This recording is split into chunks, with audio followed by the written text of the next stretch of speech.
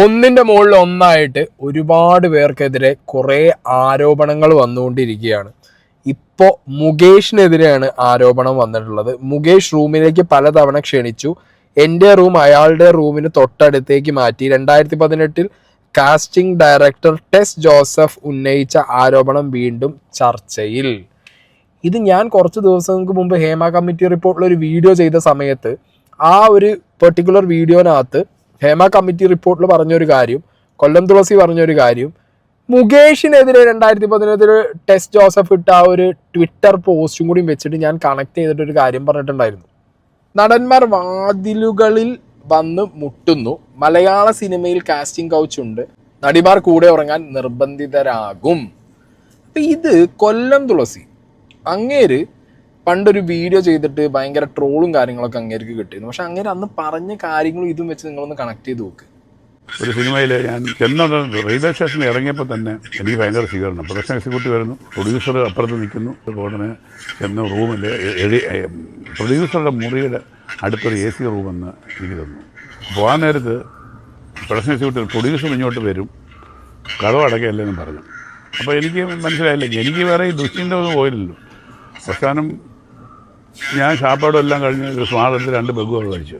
ക്ഷീണമുണ്ടായിരുന്നു. തിരുവനന്തപുരത്ത് കിടന്ന് പകുതി ഉറക്കാറായപ്പോൾ ആരോ കഥ തുറന്ന് നോക്കി. ഞാൻ ചരിഞ്ഞ് കിടക്കുക. എൻ്റെ അടുത്ത് വന്നങ്ങ് ഇരുന്നു. ഇത് എന്നെ പരക്കെ തടവാൻ തുടങ്ങി. അങ്ങേർക്ക് പിടികിട്ടി ഇത് പെണ്ണല്ലെന്ന്. അങ്ങേരുടനെ പോയി ലൈറ്റിട്ട് ആരാ നീ? ഞാൻ കൊല്ലം തുളസി നീയാണോ കൊല്ലം തുളസി? പിന്നാണ് ഞാൻ മനസ്സിലാക്കുന്നത് കൊല്ലം തുളസി പെണ്ണാണെന്ന് നടിയാണെന്ന് ഉദ്ദേശിച്ചാണ് ഇങ്ങനെ AC റൂമൊക്കെ എനിക്ക് അഡ്ജസ്റ്റ് അങ്ങനെ അബദ്ധം പറ്റും. എങ്ങനെ ഇരിക്കുന്നു അന്ന് കൊല്ലം തുളസി എന്താണെങ്കിലും തുളസി മാറിയാലും അങ്ങേര് പറഞ്ഞ കാര്യവും ഇതും വെച്ച് നിങ്ങളൊന്ന് കണക്ട് ചെയ്യുക. ആൻഡ് ഇത് മാത്രമല്ല, നടൻ മുകേഷിനെതിരെ 2018 ഒക്ടോബർ 1 ഒരു മീറ്റു ആരോപണം വന്നിട്ടുണ്ടായിരുന്നു. അപ്പോൾ അതും കൈൻഡ് ഓഫ് സിമിലർ തിങ് ആണ്. ടെസ ജോസഫ് എന്ന് പറഞ്ഞിട്ടുള്ള അവരാണ് അത് മീറ്റു ആരോപിച്ചിട്ടുണ്ടായിരുന്നത്. I was 20 years old, quiz directing കോടീശ്വരൻ പ്രോഗ്രാം അറിയാലോ മുകേഷ് ചെയ്ത. When the Mallu host Mukesh Kumar called my room multiple times and then changed my room to besides his own the next schedule by then boss Derek O'Brien spoke to me for an hour and got me out of the next flight. 90-year-old thanks you Derek എന്ന് പറഞ്ഞിട്ട് 19 വർഷം മുമ്പ് നടന്ന ഒരു കാര്യം 2018 ടെസ് Joseph എന്ന് പറഞ്ഞിട്ടുള്ള quiz direct ചെയ്യാൻ പോയ ഗ്രൂപ്പിൽ ഉണ്ടായിരുന്ന ആ ലേഡി കോടീശ്വരൻ പ്രോഗ്രാമിൻ്റെ ഭാഗമായിട്ട് അവർ പോയിട്ടുണ്ടായിരുന്നു. അപ്പോൾ മുകേഷ് റൂമിലേക്ക് മൾട്ടിപ്പിൾ ടൈംസ് വിളിച്ചിട്ടുണ്ടായിരുന്നു. അതിനുശേഷം മുകേഷിൻ്റെ സെയിം ഫ്ലോറിലേക്ക് മുകേഷിന് നെക്സ്റ്റ് അടുത്തുള്ള റൂമിലേക്ക് ഇവരുടെ റൂം മാറ്റി. അത് അറിഞ്ഞ് ഇവർ ഭയങ്കര പാനിക്കായി. അതിനുശേഷം ഇവരെ ബോസിനെ വിളിച്ച് പോയി എന്നുള്ളൊരു ട്വീറ്റ് ഇട്ടിട്ടുണ്ടായിരുന്നു. അതിനുശേഷം ഇത് ഭയങ്കരമായിട്ട് ചർച്ചയായി, ന്യൂസായി, കാര്യങ്ങളൊക്കെ മുന്നോട്ട് പോയിട്ടുണ്ടായിരുന്നു. സോ ഇതൊക്കെ നിങ്ങൾക്ക് ഇപ്പം നമുക്കാകെ ചെയ്യാൻ പറ്റുന്ന കാര്യം എന്ന് പറഞ്ഞാൽ ഇങ്ങനെ ഇക്വേറ്റ് ചെയ്യാൻ പറ്റും. അത് ഓക്കെ, ഇന്ന ഇൻസിഡൻറ്റ്, അപ്പോൾ ഇങ്ങനെ ഇൻസിഡൻസ് ഒക്കെ കുറേ പേര് പറഞ്ഞിട്ടുണ്ട്, കുറേ പേർക്കെതിരെ നമ്മൾ കേട്ടിട്ടുണ്ട്. സോ അങ്ങനെ നമുക്ക് ഓരോ കാര്യങ്ങൾ ഇക്വേറ്റ് ചെയ്ത് പോകാനേ പറ്റൂ. അല്ലെങ്കിൽ ഇത് ഇന്ന ഇൻസിഡൻറ്റ് ഇന്ന ആൾ പറഞ്ഞത് ഇന്ന ആളെ കുറിച്ചിട്ടായിരിക്കാം എന്നൊന്നും നമുക്ക് പറയാൻ പറ്റില്ല. കാരണം ഈ റിപ്പോർട്ടിനകത്ത് അങ്ങനെ ഒരാളുടെ പേരോ കറക്റ്റ് സിറ്റുവേഷനോ കാര്യങ്ങളോ ഒന്നും പറയാത്തതുകൊണ്ട് നമ്മൾ എന്തൊക്കെയാണോ കണ്ട് എക്സസൈസ് ചെയ്ത് നമുക്ക് ആ കാര്യങ്ങൾ ഇക്വേറ്റ് ചെയ്തിട്ടേ നമുക്ക് മുന്നോട്ട് പറഞ്ഞു പോകാൻ പറ്റുള്ളൂ. ഓക്കെ, അപ്പോൾ ഹേമ കമ്മിറ്റി റിപ്പോർട്ടിൽ പറഞ്ഞ പല കാര്യങ്ങളും സിറ്റുവേഷൻസും പല ഇൻസിഡൻസും വേണമെങ്കിൽ നമുക്ക് അങ്ങനെ ഇങ്ങനെയൊക്കെ ആയിട്ട് കണക്ട് ചെയ്യാൻ പറ്റും എന്നാണ് ഞാൻ ആ വീഡിയോയിൽ പറഞ്ഞത്. ഇപ്പോൾ ടെസ് ജോസഫിൻ്റെ ഭാഗത്തുനിന്നും എന്ത് വരുന്നുണ്ട്? ഒരു റിയാക്ഷൻ വരുന്നുണ്ട്. ഈവൻ മുകേഷ് ആണെന്നുണ്ടെങ്കിലും ഇതിൽ ഈ ഒരു ആരോപണത്തിൽ ഒരു റിയാക്ഷൻ കൊടുത്തിട്ടുണ്ട്. അതായത് മുകേഷിനൊന്നും ഓർമ്മയില്ല, മുകേഷിന് ഈ ലേഡിയെ അറിയില്ല, യുവതിയെ ഇതുവരെ കണ്ടിട്ട് പോലും ഇല്ല, മുകേഷിനൊന്നും ഓർമ്മയില്ല എന്നാണ് മുകേഷ് പറയുന്നത്. 6 കൊല്ലം മുമ്പ് ഇത് ആരോപണം ആദ്യമായിട്ട് ഏതോ ഒരു ഫേസ്ബുക്കിനകത്ത് അവർ പറഞ്ഞെന്ന് പറഞ്ഞിട്ട് ഇവിടുത്തെ ആൾക്കാർ പോയി പൊക്കിക്കൊണ്ട് വന്നപ്പോഴത്തേക്ക് അപ്പോൾ പോലെ 20 കൊല്ലം മുമ്പ് നടന്നത് എനിക്ക് അറിഞ്ഞുകൂടെന്നാണ് പറഞ്ഞത്, ഓർമ്മയില്ലെന്നാണ് പറഞ്ഞത്. അപ്പോൾ 6 കൊല്ലം കഴിഞ്ഞ് പിന്നെ ആ കേസ് എന്തായി? ഇപ്പൊ വീണ്ടും 6 കൊല്ലം കഴിയുമ്പോഴത്തേക്ക് വീണ്ടും വന്നിട്ട് ഞാൻ ഓർക്കുന്നു എന്ന് പറഞ്ഞത് എനിക്ക് അതിനെപ്പറ്റി ഒന്നും പറയാനില്ല. ഞാൻ രാവിലെ ഇതിനെ നിങ്ങളെക്കാട്ടി ഒരു 10-20 പേരെ ചോദിക്കുന്നത് ഇപ്പോഴത്തെ കാര്യങ്ങളെല്ലാം ചോദിച്ചു കഴിഞ്ഞു. ആയിരിക്കും. അന്ന് 6 കൊല്ലം മുമ്പ് ഇതിങ്ങനെ വന്നപ്പോൾ ഇവിടെ സ്ഥാനാർത്ഥി നിർണയം വരെ അടി നടന്നു പ്രതിപക്ഷത്ത്. ഓർമ്മയില്ലേ നിങ്ങൾക്ക്? അയാൾ ഇപ്പൊ രാജിവെച്ചു, പോയി പിടിക്കപ്പെട്ടു, മറ്റേതാണ് മറിച്ചതാണെന്നൊക്കെ പറഞ്ഞിട്ട് മൂന്ന് നേതാക്കന്മാര് ഞാനാണ് സ്ഥാനാർത്ഥി എന്ന് പറഞ്ഞിട്ട് നാണം കെട്ട എല്ലാം കഴിഞ്ഞില്ലേ. പിന്നല്ലാതെ CPM-ന്റെ MLA ആകുമ്പോഴത്തേക്ക് കയറി ഇറങ്ങി അങ്ങോട്ട് എന്തെങ്കിലും പറയാമല്ലോ എന്നുള്ളതാണ്. എനിക്ക് വേറൊന്നും പറയാനില്ല. എനിക്ക് ഇപ്പോഴും ഓർമ്മയില്ല. 6 കൊല്ലം മുമ്പ് 2018 പറഞ്ഞപ്പം തന്നെ ഞാൻ പറഞ്ഞു, എനിക്ക് ഓർമ്മയില്ല. ഫോൺ വിളിച്ചു രാത്രിയിൽ പല പ്രാവശ്യം, ഒരു പ്രാവശ്യം പോലും ഞാൻ എടുത്തില്ല. എടുക്കാതെ ഞാനാണോ ഇല്ലയോ എന്ന് എങ്ങനെ അറിയും? അങ്ങനെയുള്ള ബാലിശമായിട്ടുള്ള കാര്യങ്ങളൊക്കെ അന്നേ പോയതാണ്. പിന്നെ ഇതിപ്പോ എടുക്കുന്നെന്ന് പറഞ്ഞാൽ നിങ്ങൾ കാശ് മുടക്കി അവിടെ ചെന്നിട്ട് ഇങ്ങനെ വന്നിട്ട് പ്രൊവോക്ക് ചെയ്തിട്ട് പിന്നെ അവരെ കൊണ്ട് എന്തായാലും ഇതൊക്കെ ഈ രാഷ്ട്രീയമൊക്കെ നമുക്കറിയാം. അതല്ല, അതൊക്കെ സാമൂഹ്യ മാധ്യമം. അന്നെന്താ അവര് പറഞ്ഞത്? ഇതേ കണക്കുള്ള ഞാൻ എന്റെ ഒരു ഫേസ്ബുക്കിനകത്ത് എന്റെ ഒരു ഓർമ്മ എഴുതി. അതല്ലാതെ ഇതിനകത്ത് പൊളിറ്റിസൈസ് ചെയ്യാനോ മറ്റൊന്നും എനിക്ക് ഉദ്ദേശമില്ലെന്ന് പറഞ്ഞിട്ട് ഇവര് പല ആൾക്കാരും കാശ് കൊടുക്കാൻ വരെ തീരുമാനിച്ചു എന്നൊക്കെയാണ് അന്ന് ഞാൻ കേട്ടത്. എനിക്ക് അതിനകത്ത് വേറെ യാതൊന്നും പറയാനില്ല. രഞ്ജിത്തിന്റെ പോലല്ലല്ലോ ഇത്. 24 കൊല്ലം 26 കൊല്ലം മുമ്പ് നടന്ന ഒരു കാര്യം ഇപ്പൊ വീണ്ടും എടുത്തോണ്ട് വരുന്ന പറഞ്ഞാൽ ബാലിശമായി, വളരെ വളരെ മോശം. പിന്നെ അല്ലാതെ CPM-ന്റെ MLA അല്ലായിരുന്നെങ്കിൽ ഇവരെങ്ങാനും തിരിഞ്ഞു നോക്കൂ. CPM-ന്റെ MLA ആയതുകൊണ്ട് ഇതെല്ലാം പൊളിറ്റിക്സ് ആണ്. പത്രമാധ്യമങ്ങളും ഇല്ലെങ്കിൽ ബാക്കി ആരൊക്കെയോ ചേർന്ന് അവർക്ക് പൈസയൊക്കെ ഓഫർ ചെയ്ത് പൈസയൊക്കെ കൊടുത്തിട്ടായിരിക്കും അവരിപ്പോൾ രണ്ടാമത് തിരിച്ചു കൊണ്ടുവന്നേ. എനിക്കൊരു കാര്യത്തിലും ഓർമ്മയില്ല. 10-24 കൊല്ലം മുമ്പ് നടന്ന സംഗതിയല്ലേ. 10-24 കൊല്ലം മുമ്പ് ഞാൻ അവരെ വിളിച്ചപ്പോൾ അവരെടുത്തോ, എനിക്ക് വിളി വന്നോ, അങ്ങനെയൊക്കെയാണ് മുകേഷിന്റെ വേർഷൻസ് മുന്നോട്ട് പോകുന്നത്. ഓക്കെ, ഇനി ഇവർ ഇന്നൊരു സ്റ്റോറി അവരുടെ ഇൻസ്റ്റാഗ്രാം പേജിൽ ഇട്ടിട്ടുണ്ട്. ആൻഡ് അവർ പറയുന്നുണ്ട് ഒരാഴ്ച കഴിഞ്ഞ് മാത്രമേ അവർ പ്രതികരിക്കുള്ളൂ ഈ കാര്യത്തിൽ. കാരണം കുടുംബവും ഒന്നിച്ച് യാത്രയിലാണ്. സെപ്റ്റംബർ 7 ശേഷം പ്രതികരിക്കുമെന്ന് കാസ്റ്റിംഗ് ഡയറക്ടർ ടെസ് ജോസഫ് മീഡിയ വണ്ണിനോട് പറഞ്ഞു എന്ന് പറഞ്ഞിട്ട് മീഡിയ വൺ ഒരു പോസ്റ്റ് ഇട്ടിട്ടുണ്ട്. എന്താണെങ്കിലും അപ്പോൾ ഇതിൽ ഞാനൊരു കാര്യം പറഞ്ഞിട്ട്, ഇപ്പോൾ നമ്മൾ സിദ്ദിഖിനെതിരെ വന്ന ഒരു ആരോപണം കണ്ടു. ആ ആരോപണം ഉന്നയിച്ചത് രേവതി സമ്പത്താണ്. അപ്പൊ രേവതി സമ്പത്തിന്റെ ആ ഒരു ആരോപണം വന്ന് ഇന്ന് കാര്യങ്ങൾ നോക്കുമ്പോൾ ഞാൻ രാവിലെ ഒരു വീഡിയോ ഇട്ട് നിങ്ങൾ കണ്ടു കാണും. രേവതി സമ്പത്തിന്റെ ക്രെഡിബിലിറ്റി ചോദ്യം ചെയ്യുന്ന രീതിയിൽ രേവതി സമ്പത്തിന്റെ പാസ്റ്റ് ഒക്കെ പറഞ്ഞ് അവരുടെ പല കേസുകളും പറഞ്ഞിട്ട് ഒരുപാട് പോസ്റ്റുകളും വീഡിയോസും ഒക്കെ വരാൻ തുടങ്ങിയിട്ടുണ്ട്. ഓക്കെ, ഇപ്പൊ ഈ ടെസ് ജോസഫിന്റെ കാര്യത്തിലാണെന്നുണ്ടെങ്കിലും ഇത് ഇത്ര വർഷങ്ങൾക്ക് മുമ്പ് സംഭവിച്ച, ഒരു 10-24 വർഷങ്ങൾക്ക് മുമ്പ് സംഭവിച്ച ഒരു കാര്യം. ഈ കാര്യത്തിൽ അവർ 2018 ഒരു ട്വിറ്ററിൽ ഒരു പോസ്റ്റ് ഇടുന്നു. വീണ്ടും ഇപ്പൊ ഹേമ കമ്മിറ്റിയും ഇവിടെ പല ആളുകളെ കുറിച്ചുള്ളത് തുറന്നു പറച്ചിലും കാര്യങ്ങളും ഒക്കെ വരുന്ന ടൈമിൽ വീണ്ടും ഇതൊരു ചർച്ചയാവുന്നു. അപ്പൊ ഈ ഒരു ആരോപണത്തിൽ ഇപ്പൊ ആരോപണം ഉന്നയിക്കുമ്പോൾ നമുക്ക് ചോദിക്കാം, തെളിവുണ്ടോ? എന്താണ് നിങ്ങളുള്ള തെളിവ്? അപ്പൊ ആരോപണം ഉന്നയിച്ച ആ ഒരു വ്യക്തിക്ക് പറയാം, എൻ്റെ അനുഭവം, അതിന് ഞാൻ എന്തിന് തെളിവ് തരണം എന്നുള്ള ചോദ്യവും ചോദിക്കാം. ഇത് 2 രീതിയിലും വരാം. മനസ്സിലായോ? 2 രീതിയിലും സംഭവിക്കാം ഈ കാര്യത്തിൽ. ഇപ്പൊ മുകേഷിന് 10-24 കൊല്ലം മുന്നേ നടന്നൊരു കാര്യമാണ്, എന്താ തെളിവുള്ളത് മുകേഷിന് ചോദിക്കാം, സൊസൈറ്റിക്ക് ചോദിക്കാം.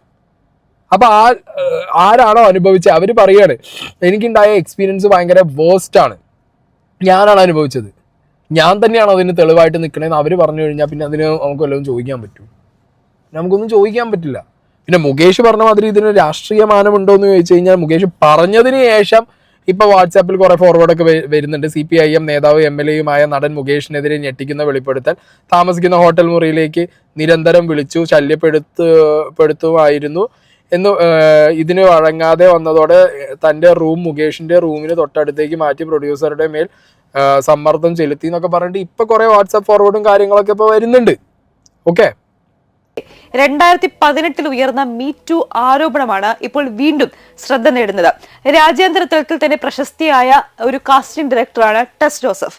2018 ഈ മീറ്റു ക്യാമ്പയിന്റെ തുടക്കത്തിലാണ് അന്ന് മുകേഷിനെതിരെ ഇത്തരത്തിലുള്ള ഒരു വെളിപ്പെടുത്തൽ ടെസ് ജോസഫിന്റെ ഭാഗത്തുനിന്ന് ഉണ്ടാകുന്നത്.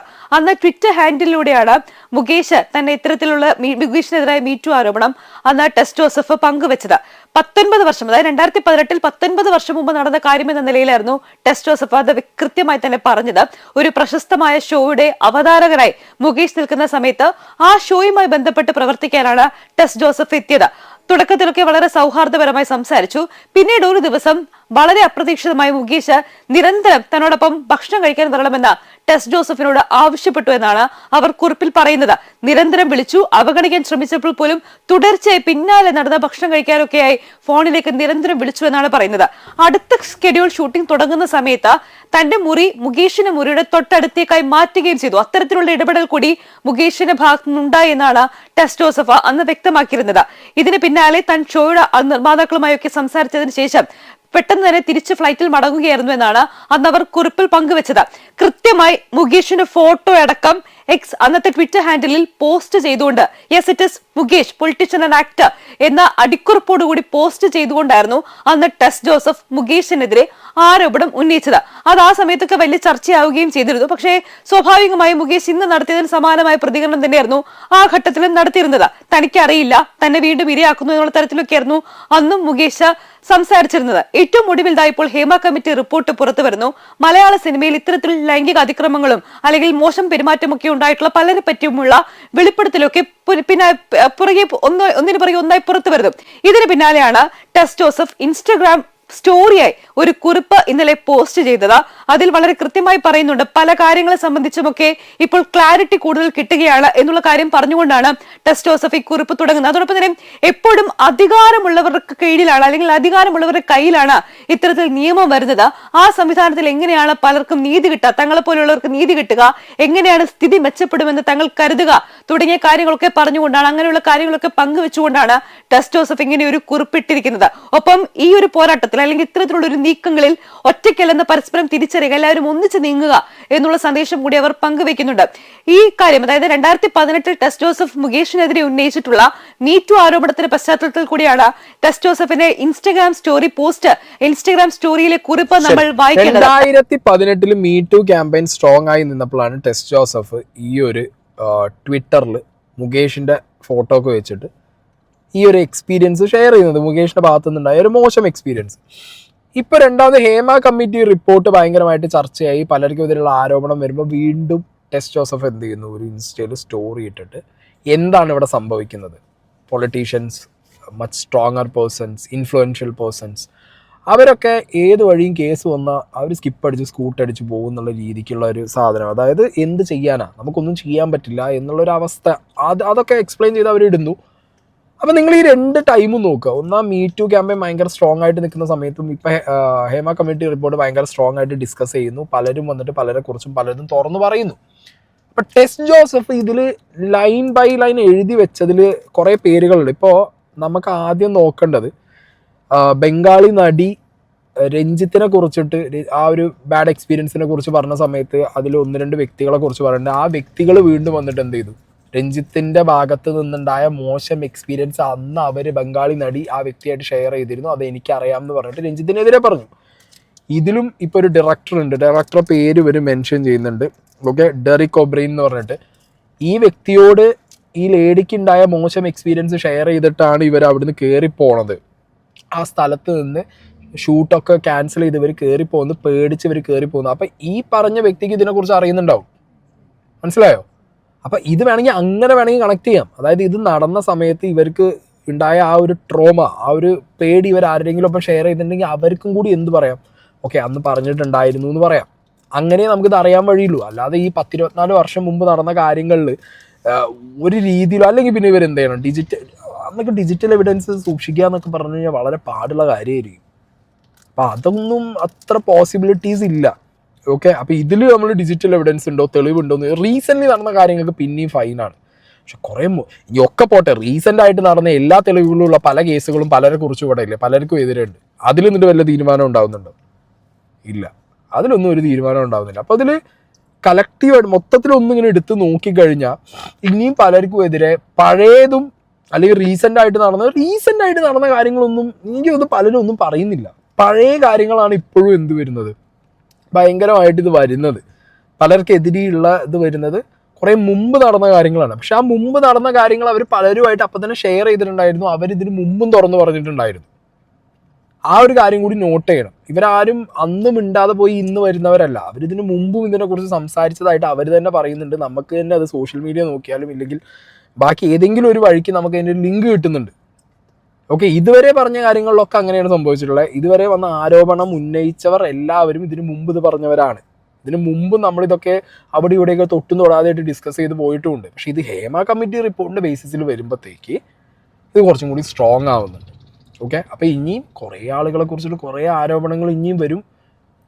പക്ഷേ ഇവിടെ ഇപ്പോൾ 2 ദിവസം മുന്നത്തെ പോലെയല്ല. ഇപ്പം ഞാൻ നോക്കുമ്പോൾ കുറേ അധികം സോഷ്യൽ മീഡിയയിലാണെന്നുണ്ടെങ്കിലും ഒരു ട്രെൻഡ് ഷിഫ്റ്റ് എന്ന് പറയില്ല നമ്മൾ, അങ്ങനെ നടക്കുന്നുണ്ട്. അതായത് വരുന്ന ആരോപണം ഉന്നയിച്ച് വരുന്നവർക്കെതിരെ എന്ത് വരുന്നുണ്ട്, ഇവരുടെ ക്രെഡിബിലിറ്റി എന്താ, ഇവരെന്തുകൊണ്ട് അന്ന് പറഞ്ഞില്ല, ഇപ്പം അങ്ങനത്തെ ചോദ്യങ്ങളും വരുന്നുണ്ട്. ഇവരെന്തുകൊണ്ട് അന്ന് പറഞ്ഞില്ല. ഇപ്പോൾ ഒന്നും വേണ്ട, രഞ്ജിത്തിൻ്റെ കേസ് തന്നെ ഞാനിപ്പോൾ കണ്ടു. ആരോപണം ഉന്നയിച്ച ലേഡി ഒരു ചാനലിലെങ്ങാണ്ട് പറഞ്ഞിട്ടുണ്ട്, അങ്ങനെ എന്താ പറയുക, ഭയങ്കര മോശം ഇതല്ല, പക്ഷേ എന്നാലും അയാൾ അങ്ങനെ ഒരു അപ്രോച്ചാണ് നടത്തിയത്. ഇനി ഇങ്ങനെ മെല്ലെ മെല്ലെ ആയിട്ട് ഇതിങ്ങനെ തിരിഞ്ഞു തുടങ്ങുമോ എന്നുള്ളൊരു സംഗതി എനിക്ക് തോന്നുന്നുണ്ട് ഇവിടെ. ഓക്കെ, അവിടെയൊക്കെയാണ് നമ്മൾ ഈ പവർ ടീം എന്ന് പറഞ്ഞൊരു സാധനം ഇവന്മാർ കയറി കളിച്ചോ എന്നുള്ള ചോദ്യമൊക്കെ വരിക.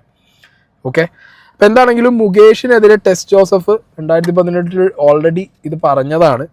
ഇനി ടെസ്റ്റ് ജോസഫ് എന്നാണോ ഫ്രീ ആയിട്ട് അവരെന്നാണോ ഇത് പറയാൻ താല്പര്യപ്പെടുന്നത്, ഇതിനെക്കുറിച്ചുള്ള ഫർദർ കാര്യങ്ങൾ അന്ന് അവർ വന്ന് പറയട്ടെ. മുകേഷിന് എന്താണെങ്കിലും അറിയില്ല, ഓർമ്മയില്ല, മുകേഷ് കണ്ടിട്ട് പോലും ഇല്ല എന്നാണ് അവർ പറയുന്നത്. മുകേഷ് മെയിനായിട്ട് നിന്നൊരു ഷോൻ്റെ കാസ്റ്റിംഗ് ഡയറക്ടറാണ് ഇവർ. അങ്ങനെ കാസ്റ്റിംഗ് ഡയറക്ടറായിട്ടായിരുന്നു അവർ നിന്നത്. എത്രയും വർഷങ്ങൾ പിന്നിലല്ലേ, ചിലപ്പോൾ മുകേഷ് മറന്നുപോയി കാണും അല്ലേ, മറന്നതായിരിക്കും.